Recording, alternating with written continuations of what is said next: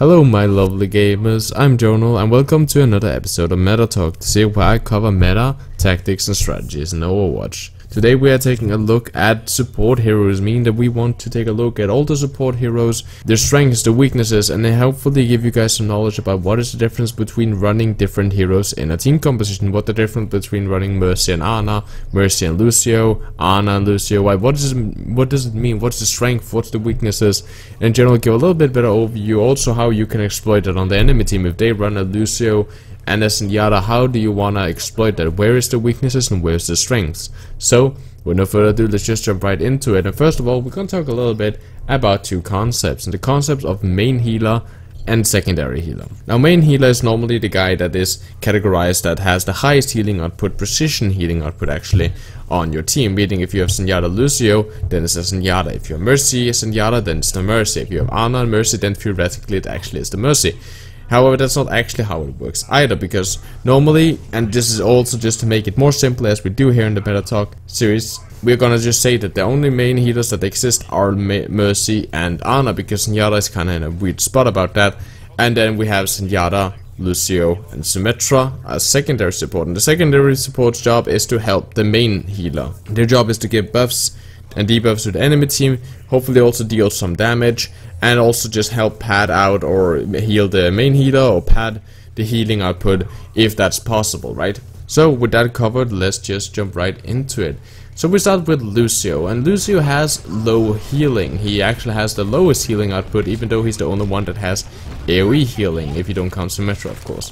He has speed boost, of course, which is an amazing ability, and that's also the main reason that he is most picked, because he can engage and disengage.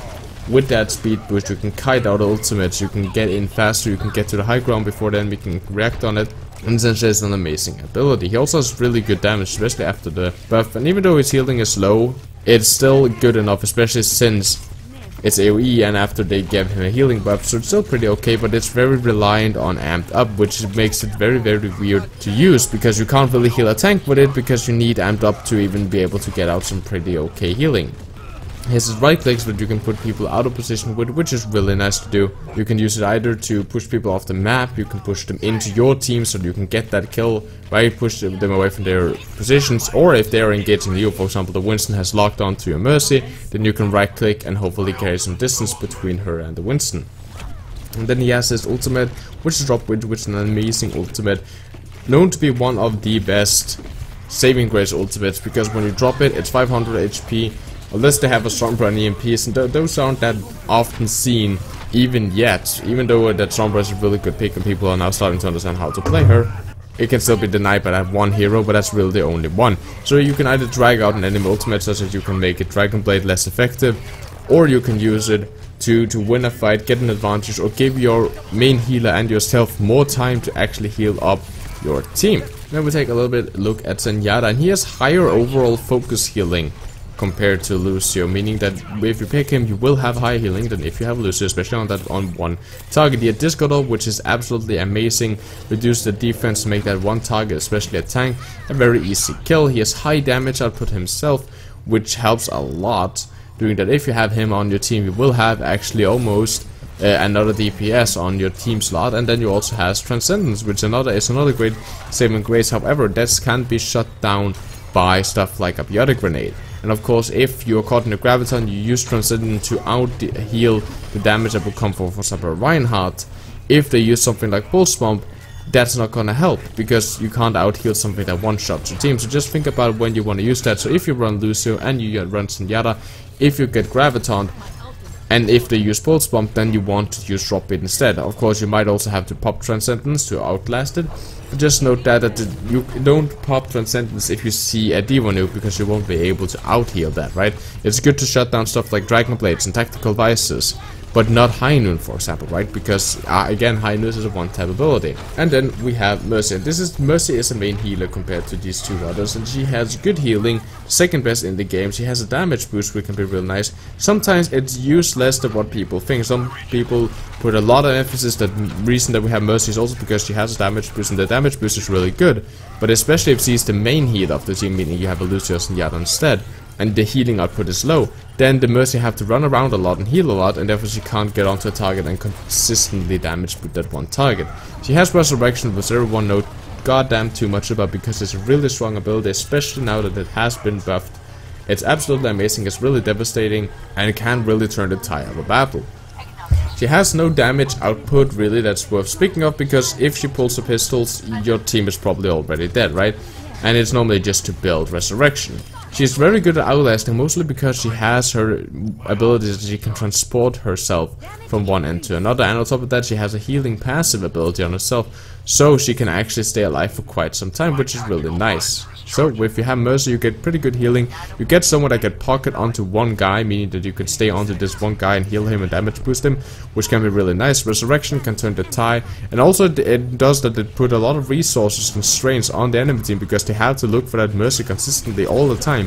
So it's actually putting a lot of strain on the enemy team as well, which not a lot of people put into emphasis. However, you really don't get any damage output, and you do only have a guy that can fly around and pocket one specific target, and he has to pocket another one, which can be kind of weird for a main healer. It's really hard to consistently be solo healing as a Mercy because of that. And then we have Anand. You get the highest healing output combined if you have an Anand, and especially with something that you don't get from the other main healer, which is Mercy, is that you have this overall healing that you can do. You can sit on high ground, and as long as you can see a team, you can shoot first the Genji, then 2-shot onto the Reinhardt, then you can shoot the Genji again, then you can shoot the Soldier, then 2-shot onto the D.Va, then you can shoot the Reinhardt once, right? So you can continuously just, like, as long as you can see him, you can rapidly be on everyone. You can just as you can shoot, as long as you can hit well, you can easily get a lot of healing done overall to your team. You also have your nades, so you can toss your biotic grenade. It will heal 100, give a healing boost to certain teammates, so your secondary healers can help healing those, while you can focus on pocketing someone like a Reinhardt. So you have a lot of healing output. You have Sleep Dot, which is absolutely amazing CC. You can shut down ultimates, you can shut down tanks that is engaging, and you can also use it if you're good with it as a self-defense weapon, knocking someone down, making them vulnerable, doing that your hog can hook him, or someone can just kill them while they are asleep. And of course, one extra strong thing with biotic grenade when we talk about debuffs is that if you can land a big heal deny on the enemy team, or just land it on someone like a Roadhog moves past the enemy Ryan shield, then that Roadhog can be heal denied, he can't self-heal, and all of a sudden it's 600 HP that can't be healed. So it's a very easy pick and very good to pressure the enemy team and hopefully get some picks. And then we have Nano Boost, and compared to every other hero really has a saving grace. We have Drop Rate and Resurrection, we have Transcendent, we also have Teleporter, which we're going to talk about very soon. However, Anna doesn't have a saving grace. She has damage boost instead, so when she Nano Boosts someone, that guy will get this huge damage boost, and it will either make the hero as it is in natural form, like Winston or Reinhardt, really strong, and build their ultimates faster, and just in general they will just be very strong with high damage output and a defense increase. Or you can change it onto an ultimate, and making the ultimate that was already really good into something that's even better. So Nano Boost can be very good to chain onto something like a Dragon Blade. If you don't have Graviton or anything else, you chain it onto Graviton, you chain it onto Dragon Blade, and then you can get that a lot of kills and therefore break the choke. So therefore it's really good to break the choke with. However, if the enemy team start burning a lot of ultimates, the only thing Anna can do with it is trying to sleep dart and out heal it, and but she doesn't have any saving grace that can save them from that ultimate, meaning that when you want to use Anna, her ultimate, it's really nice that you use it to just get kills, right? Compared to you can't really gamble on that, oh, they pull Dragon Blade so we can use Transcendence, because you don't have something that can outlive that. So that's one of the weaknesses with Anna actually, is that you don't have this saving grace that can save your team in clutch moment. If your team does a mistake, you get earth shattered, you get caught in a graviton, all of a sudden this mistake, then you will lose that point. If none of your other support heroes has a teleporter or resurrection or drop beat or transcendence, you are then fucked, because you have nano boost, but it doesn't help because your team is gonna die anyway. That's something that you always need to think about when you have Anna, and you also get pretty okay damage with having Anna. So I think that Anna is, known to be one of the better, if not the best, main healer in the game. In a lot of situations, sometimes you see them against dive comps that they're not that good, but in general, she is overall one of the best main healers in the game. And then we have Symmetra, and with Symmetra you get, of course, no healing whatsoever. You get shields, but no healing. but you do get turrets, which is really good, and not a lot of people put that enough emphasis on it. You can either make a full-on kill gate, which can easily be shut down, but if it doesn't get counted enough, then that kill gate itself can win you the game. Or you can spread out the turrets more just to be irritating, and also because it will feed the symmetry information, which you then can relay onto the team. If you place something on your far right flank, and that turret lights up, that means there are someone on that far right flank that is flanking behind your team. You can then give that call to your team, and then your team will be aware of it. So you can use it kind of as a wall hack, kind of like if you had vision arrow everywhere, because as long as those shots get triggered, then you have it under control. Of course, you also have TP and shield gem, which is to a certain extent, especially the teleporter, a saving grace. Now the negative thing about this, of course, is that the ultimate can actually be shut down without killing the owner. Normally it's stuff like Mercy. If you have Mercy, the Mercy can just hide. When your team dies, she flies in, she resurrects, and it's all good. However, with a shield gen, even if the Symmetrist would be hiding, or the Symmetrist is not dying and she's the last one alive, the ultimate can still be killed, right? So it's separate from her and the place that she's put it, which can be very weird, especially if the enemy team knows where it is and they have enough flankers. Then they can easily shut down that ultimate, meaning that even though it's up and even though you have activated the ultimate, you don't know how long you actually are gonna benefit it. But just as with Mercy, you have this problem that the enemy team will put a lot of resources and a lot of pressure on the resources of the flankers and stuff. They go and find the teleporter and kill it, which is also, again, just like with Mercy, a big plus that not a lot of people think about, that by having a Mercy or by having a teleporter up, that means that the enemy team will have to put their flankers off that duty to find it and destroy it, putting it into a 5v6 or a 4v6 at least for a short period of time. So let's try to do a small recap of a couple. If you have Sanada and Lucio as your two support heroes,